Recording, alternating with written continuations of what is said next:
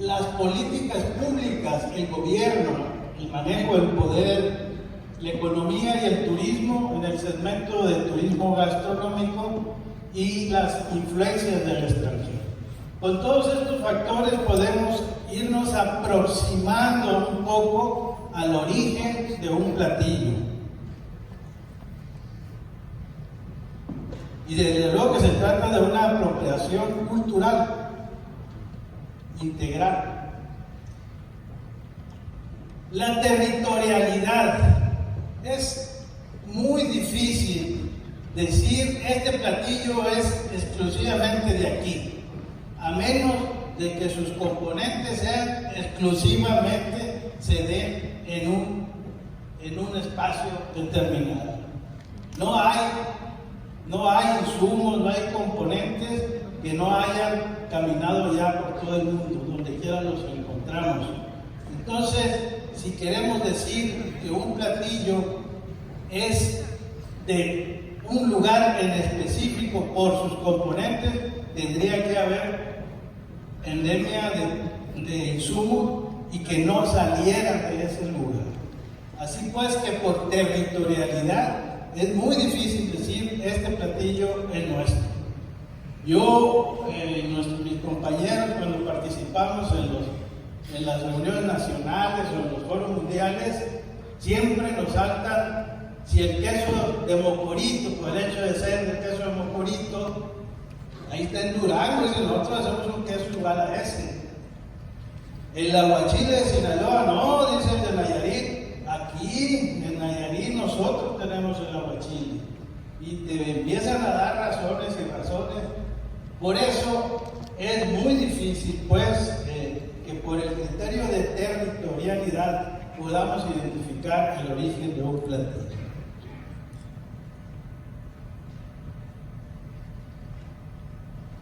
La naturaleza. Ahora sí vamos entrando un poco en las características de los estados. Sinaloa es un estado de una gran biodiversidad natural, al igual que otros estados de la República, pero en lo particular nosotros tenemos una naturaleza muy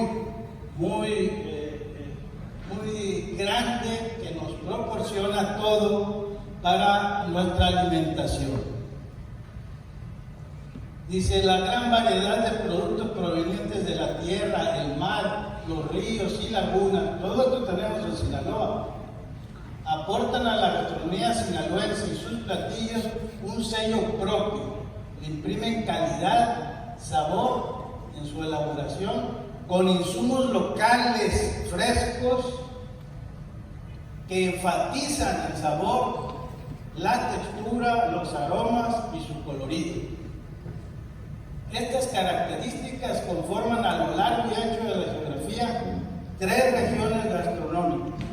Nosotros en los trabajos del inventario que se mencionó aquí, identificamos 3 regiones gastronómicas en Sinaloa: los productos alimenticios de la sierra, los de la costa y los del valle. En esas 3 regiones hay gastronomías, hay cocinas que tienen sus similitudes y sus diferencias. También en el norte, esas 3 regiones son diferentes a las del centro y a las del sur. En el valle y el mar están muy cerca, entonces la gastronomía, la cocina tendrá características distintas a lo que ocurre allá en el norte, en donde está más amplia la geografía, la distancia entre la sierra y el mar, y además allá hay una cultura, etnia distinta, que tiene su propia cocina, que son la cultura mayoyo.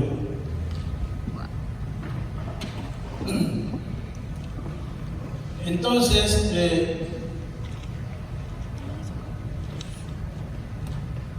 estamos con la naturaleza, pues, la sierra, la costa, los valles. Piensen en todos los productos que hay en una y en otra parte.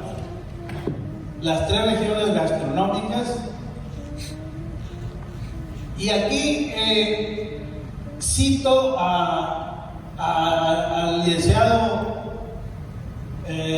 Cervantes Ahumada, que dice: la cultura culinaria de un pueblo está naturalmente influenciada por el medio geográfico, que provee los materiales que en su combinación producen los manjares típicos de una región. El licenciado Raúl Cervantes Ahumada tenía una afición muy especial por la gastronomía y escribía mucho.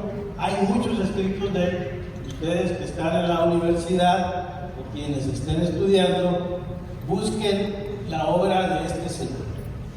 Además, en esto de la naturaleza, pues ustedes saben que Sinaloa es el principal estado productor de alimentos en México.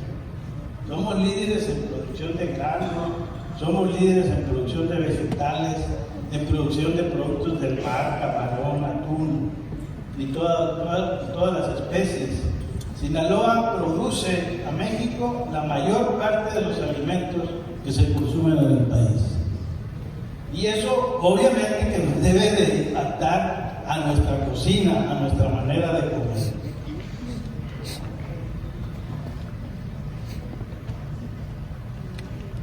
En camarón, Sonora produce más camarón en volumen que Sinaloa, porque tienen una industria acuícola muy grande, muy poderosa. Pero el valor, la producción en valor es mucho más grande la de Sinaloa. ¿Por qué? Porque tenemos el camarón de mayor calidad, las mayores tallas y la especie de mayor aceptación entre los consumidores. Por eso decimos que Sinaloa es el principal productor de camarón en México. Ahí ven ustedes pues la pródiga naturaleza que tenemos, las costas, una gran extensión de lagunas, esteros, que es donde se cría el camarón y sale al mar a seguir engordando. Acá ahí tenemos esta bella fotografía del norte del Maviri, en Los Mochis, y allá un barco camaronero en Teacapán, 600 kilómetros de litoral.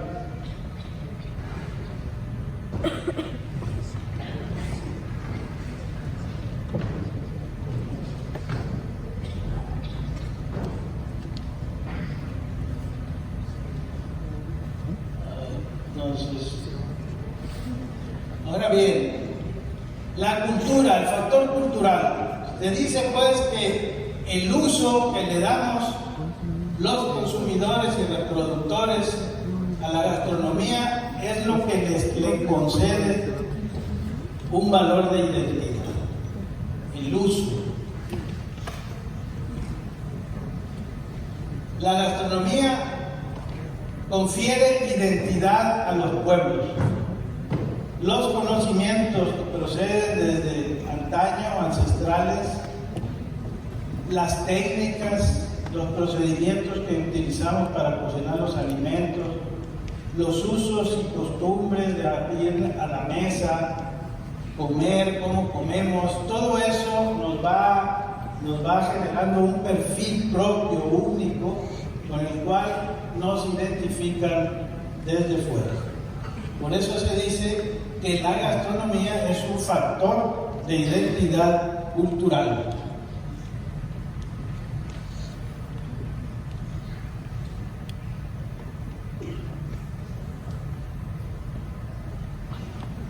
Hay un dicho, seguramente lo han leído muchos: somos lo que comemos. Pero también está implícito el concepto de libertad en esto, porque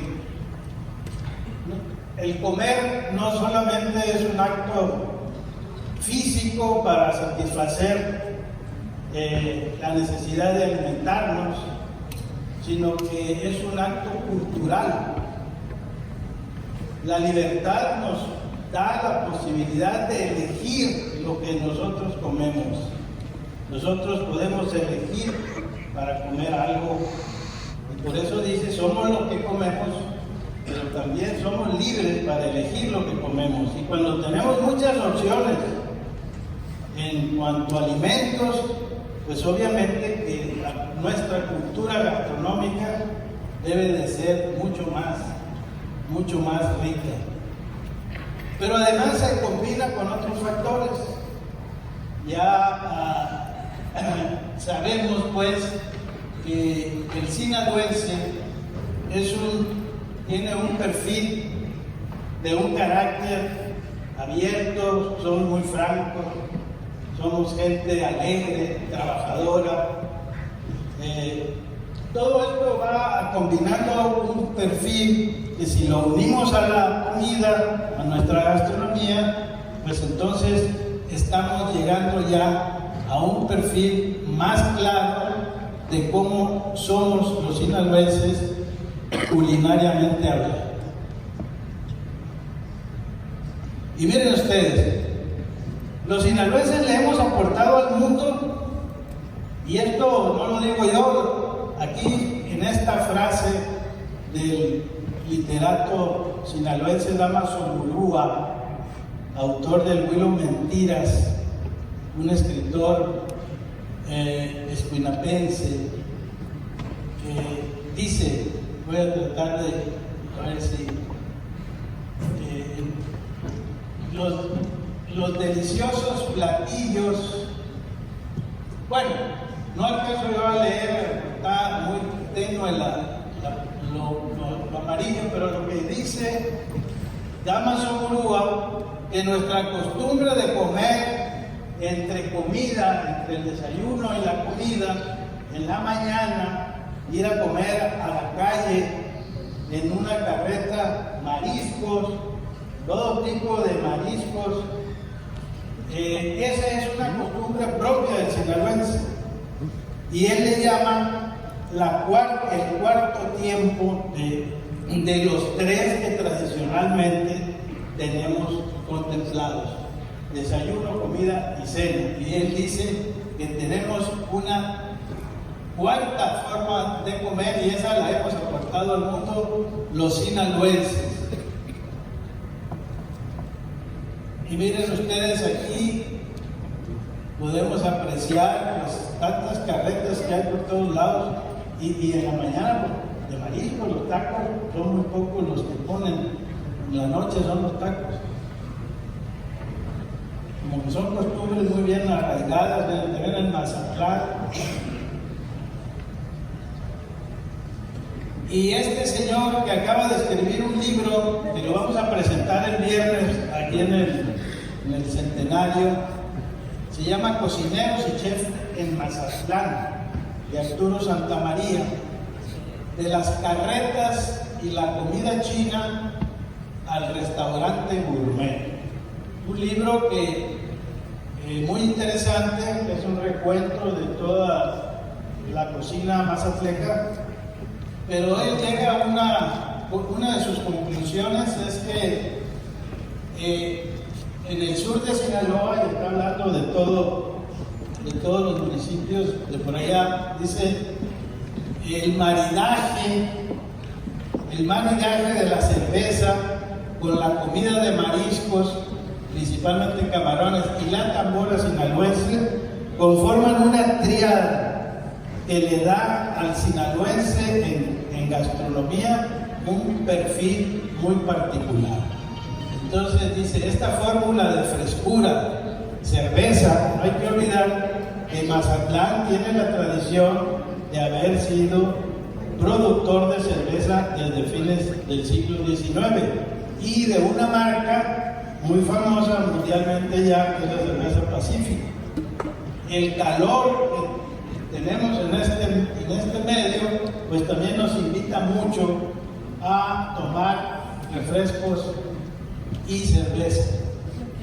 La alegría de la música de viento y el sabor de la comida a base de mariscos, que es una comida popular, es una comida de todos. Es una tradición sinaloense que se empieza a diseminar por todo el país y en el extranjero. El factor economía y turismo en el segmento de turismo gastronómico.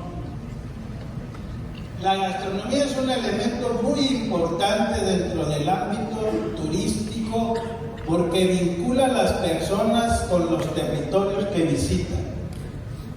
De esta manera, además de manifestación cultural, también puede llegar a ser un atractivo o recurso turístico. Todos los que están en el medio turístico deben de saber y conocer las potencialidades que tiene la gastronomía para convertirse en un factor de detonador del desarrollo del turismo. Actualmente la gastronomía representa uno de los pilares más importantes en que se sustenta el sector turístico. Regularmente los estudios y las encuestas que se hacen de cuáles son los atractivos que prefiere el turista están en un 90% con el sol y playa. Pero en ese 90% de sol y playa, pues los turistas comen y entonces se les va generando el gusto por la comida del lugar en que visitan, y si es una comida que les satisface, les resulta atractiva, seguramente que va a ser, en un momento dado, se va a convertir en el factor de atracción para la próxima visita del turista. Desde ya 2004, en que se hizo un estudio de turismo que le llamaron el Plan Avante, ya salieron la gastronomía y la hospitalidad, o sea, el carácter del sinaloense, como los principales atractivos para quienes nos visitan. Ese plan ya desde entonces recomendaba estrategias para políticas públicas para el fomento de la gastronomía.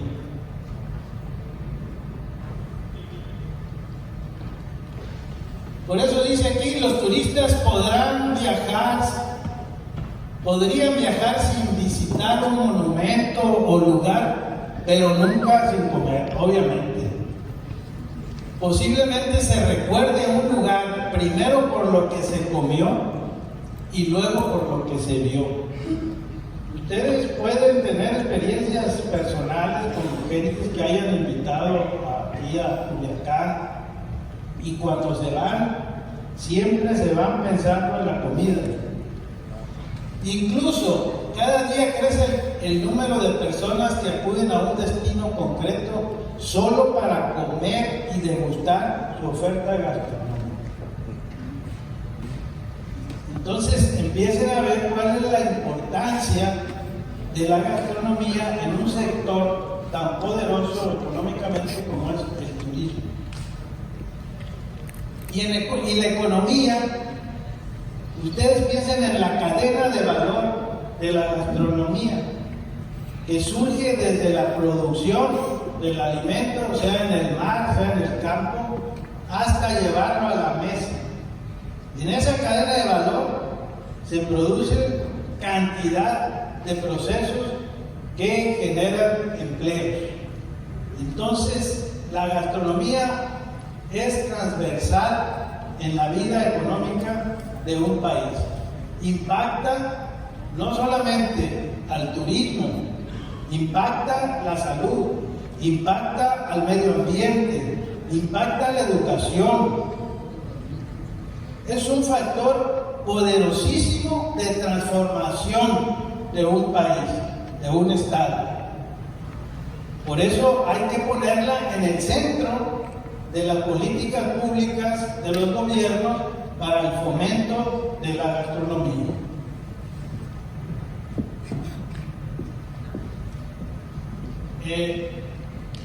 El factor migratorio, bueno, políticas públicas de gobierno.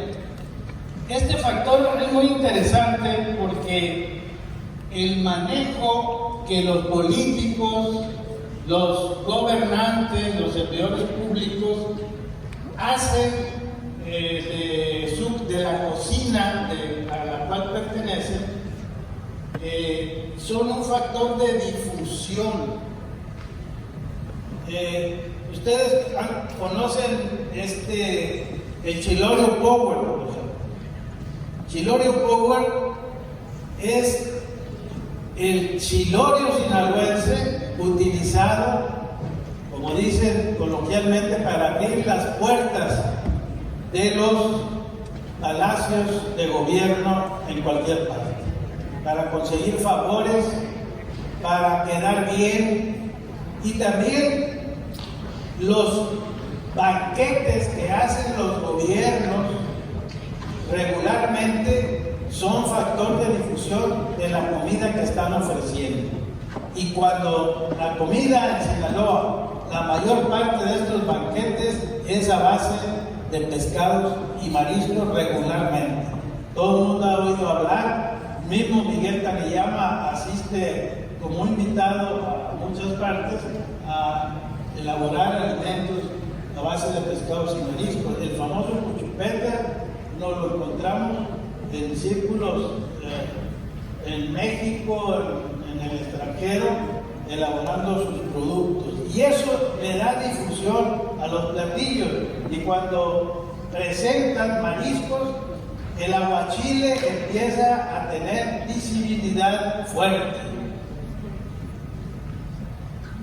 En la alimentación no podemos estar a un lado o ajenos a las influencias que nos traen las migraciones de personas que vienen de otros países.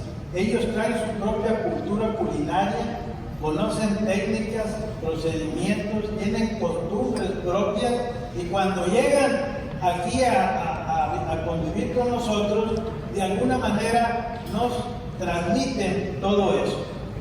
Y eso influye en la cocina local. Entonces, ningún platillo o muy pocos platillos se salvan de la influencia extranjera, ¿verdad? De alguna manera tenemos, sea por forma de cocer los alimentos, llevarlos a la mesa, etcétera, tenemos elementos que proceden de las culturas que nos han visitado, que han convivido aquí con nosotros. En Mazatlán, por ejemplo, en el siglo XIX, pues fue un centro de atracción del extranjero. Por ahí entraba todo lo europeo y todo lo asiático. Entonces en Mazatlán se asentaron muchas familias europeas y asiáticas, y por supuesto que influyeron mucho en la cocina de Mazatlán. Santa María le da un espacio muy grande a la comida china en Mazatlán. Entonces, aquí tenemos en Sinaloa influencia de muchas culturas asiáticas y europeas. Y ustedes deben de identificar qué es lo que hemos importado en conocimientos y técnicas y costumbres de los que viven ahora aquí en Culiacán o en Sinaloa. Y siempre las influencias es porque nuestra cultura es abierta, ¿no? Nosotros nos permitimos incorporar esos conocimientos, no estamos cerrados, somos gente abierta. Entonces, por eso la amalgama es más fácil, y regularmente resultan cosas novedosas, innovadoras, que tienen mucho valor. No solamente estamos románticamente apegados a lo que es tradicional de nuestra cocina, sino que también vemos la cocina que surge de estas influencias. Entonces, en este punto podemos empezar a llegar a algunas conclusiones. Y en primer término, debemos de estar conscientes que la gastronomía de un país, de un estado, de una región, es casi siempre una construcción histórica. Es decir, una combinación de todo lo que aporta cada uno de estos factores que venimos analizando. Muchos de los platillos que hoy consumimos como nuestros son causa de orgullo pues cumple con incluir ingredientes locales. Eso es muy importante. Y al darle valor y visibilidad a lo local, eso le aporta al platillo algo de identidad. Dice que pues cumple con incluir ingredientes locales, ostentan a veces nombres en lenguas indígenas alineados a costumbres y creencias ancestrales. Son producto de la creatividad e innovación de nuestros cocineros y chefs, influenciados en su elaboración por la técnica de cocción importadas y condimentos venidos de lugares remotos o por la influencia de costumbres culinarias de las poblaciones migrantes. Son un atractivo para el turismo nacional y extranjero, y su difusión se debe más a las motivaciones de los políticos y servidores públicos que imponen tendencia.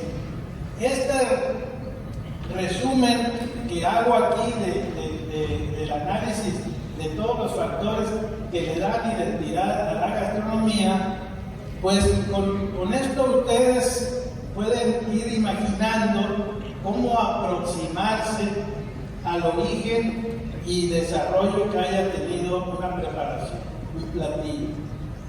Y digo preparación porque las preparaciones en general incluyen platillos, incluyen bebidas, incluyen postres, incluyen repostería, etc., ¿no? Una preparación es todo en general. Y cuando hablamos de un platillo, en este caso estamos hablando del aguachile.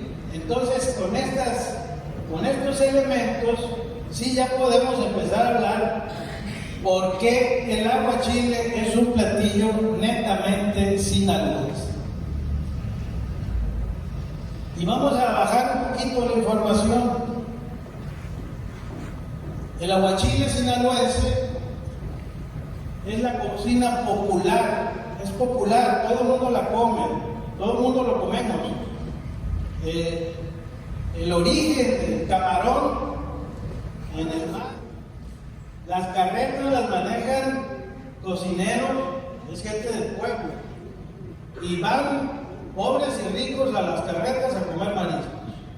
Es una cocina popular. Y el platillo, concretamente el aguachile, se parece mucho a nuestro carácter. Es una preparación sencilla, no es complicada. Todos ustedes aquí seguramente que han elaborado su propio aguachile. Es de mucho colorido, pues, la cebolla morada, el chile chilpetín, el chile serrano, el pepino, el grisáceo del camarón le da al platillo un color especial, y si le ponen salsa soya o otras cosas, pues entonces el colorido será mayor, ¿verdad? Es sabroso, se come en familia regularmente, y la alegría pues, se le da el chile piquín y también el ambiente en que se come regularmente el aguachile. Pero vamos a lo que dice un diccionario de sinaloísmos, de vocablos regionales. El aguachile, dice el diccionario, dícese en despectivo de un ranchero serrano. No sé si alguno de ustedes haya escuchado hablarle a una persona en despectivo diciendo, no, ese es un aguachile. Es una persona que viene de la sierra, que anda por ahí en los mercados, sucio, así, etc. Yo sí lo he escuchado, antes se usaba más que ahora. En los ranchos, etc., se escucha mucho la palabra. Aguachile o aguachili, de agua y chile, dice, es una salsa. Ya empezamos ya a llegarle más a la preparación, preparada con agua, así dice el diccionario, agua, sal y chile, cebolla y limón. platillo preparado con camarones en esta salsa. Se trata pues de camarón en salsa de aguachile, más que aguachile de camarón. Y ahorita vamos a ver estas diferencias de una salsa. Y miren las raíces que tiene esta salsa. En nuestra cultura mayo llorena en el norte de Sinaloa le llaman moji. Tenemos en los vocablos indígenas de esta región hay mucha influencia en náhuatl. El náhuatl lo traían estas peregrinaciones que pasaron por aquí y que finalmente fueron a establecerse en el altiplano, en la cultura azteca. Por eso dice el moji, es el mole, es el mismo mole. El mole poblano, el mole de Oaxaca, allá le dicen mole, la palabra proviene de esto de moji o moli, es una salsa, ¿verdad? Prepánica, vamos a llamarle aquí. En este caso es a base de chiltepín, y aquí, ojo, este es un ingrediente importante en el aguachile para la identidad. Sal de mar. Aquí tenemos,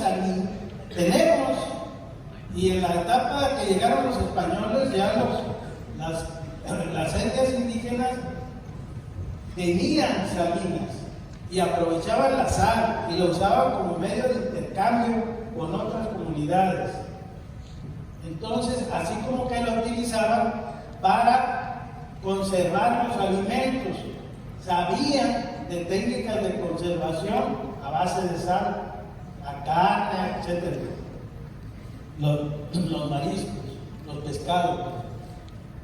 La sencillez en la elaboración de este platillo contrasta con su alto valor nutritivo. Y aquí ponemos otro factor para los que estudian nutrición e importante en la identidad del platillo: el extraordinario sabor.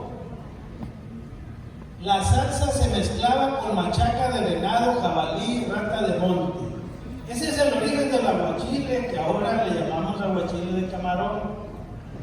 Primero era una salsa que se utilizaba para ablandar la carne que conservaban de animales que capturaban y mataban en el monte y los ponían a secar, y esa carne la ablandaban con esta salsa a base de chile, chiltepín y agua hervida. Antes de que llegaran los españoles no había limón, el limón lo trajeron los españoles, ya después se le fue incorporando el limón.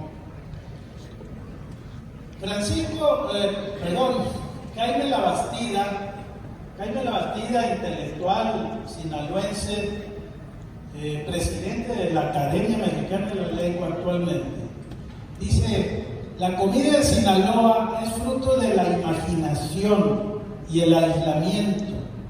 La carne seca de venado o la de res era una necesidad inaplazable para poder conservar a lo largo de semanas una fuente de vida.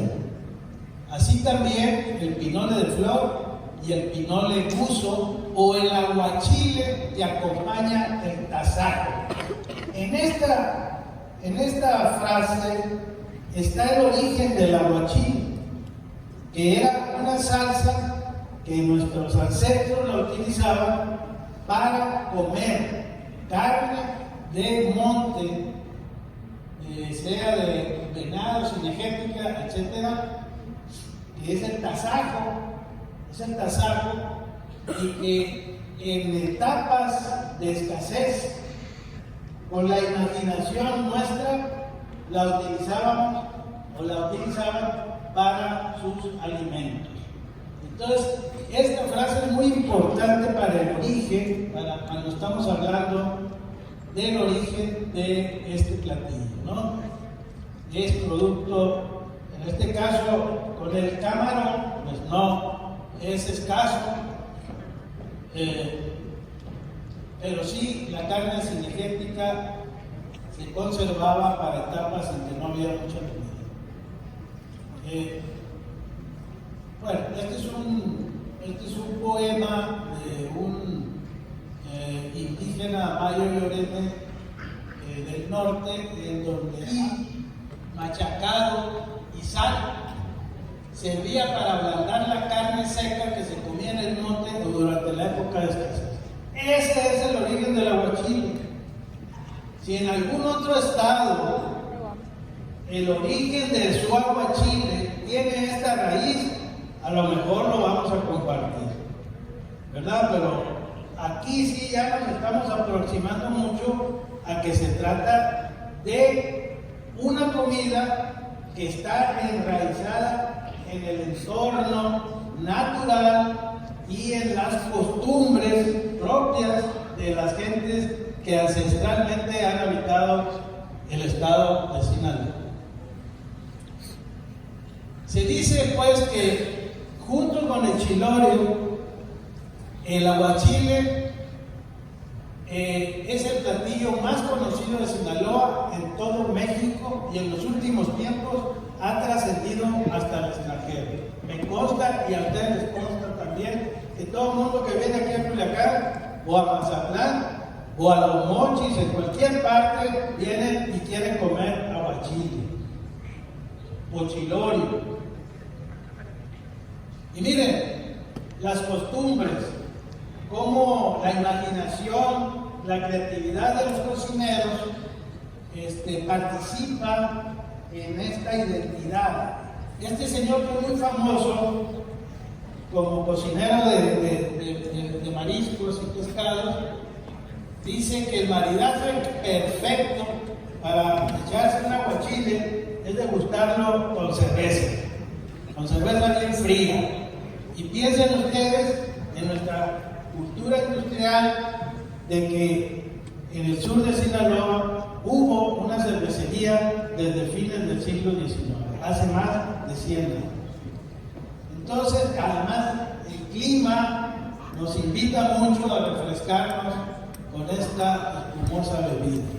Combinarla con camarón es algo muy nuestro. Y como dice Santa María, sumarle la tambora, la música de viento, pues esto ya se hace otra cosa.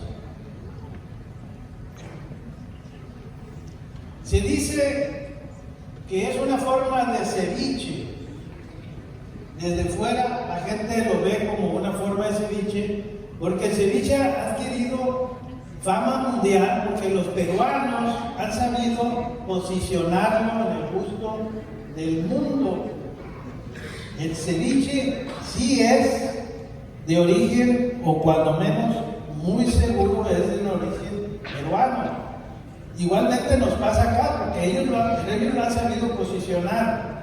Pero el ceviche no es de la comida cruda, como es el aguachile. Es de la comida ya cocida, porque está curtido en limón y en una salsa que ellos preparan, que le llaman la famosa leche de tigre, a base de limón, y la base es caldo o un preparado de pescado, caldo de pescado. Entonces hay diferencia entre el ceviche. De los de afuera dicen, no, es que es como el ceviche. No es el ceviche, es crudo nuestro aguachile. Además lleva vegetales y otras cosas, ¿no?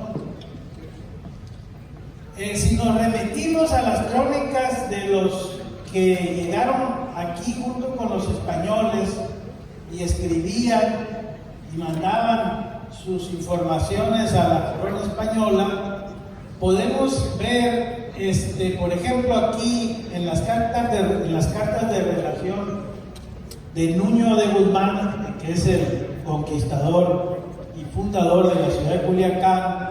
En esta parte de su carta está hablando de una región, dice, abundosa en maíz, rebosaba el frijol y el ají. Ahí fíjense, lo puse en mayúsculas porque ahí está hablando de Chile, por supuesto. Dice, abundosa de pescado, fruta y cosas de comer. Fíjense lo que le llamaba la atención tanto a un visitante de esta categoría que venía a conquistarnos aquí, y eso era lo que reportaba. ¿Y qué le llamaba la atención? La comida, pero sobre todo los pescados.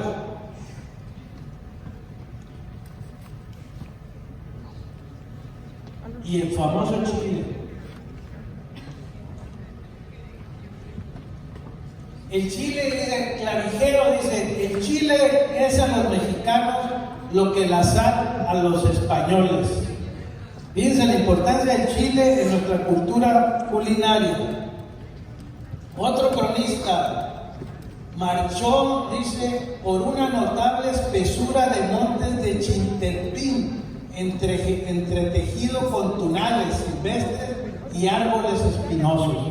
Está hablando del entorno natural que tenían ellos a la vista cuando estaban aquí. Dice tunales. No, aquí no hay tunas en esta región, hay pitayas. Pero quizá está hablando de una región más del altiplano. Pero el Chiltepín no hay allá en el altiplano. Entonces debemos suponer que Baltasar de Obregón estaba aquí, en esta región. Pero a las pitayas las confundían con las tunas, aunque son productos de cactáceas. Recetas prehispánicas, fíjense cómo interviene el Chiltepín en recetas prehispánicas. El mule, el mole, el chimole de Chilpití,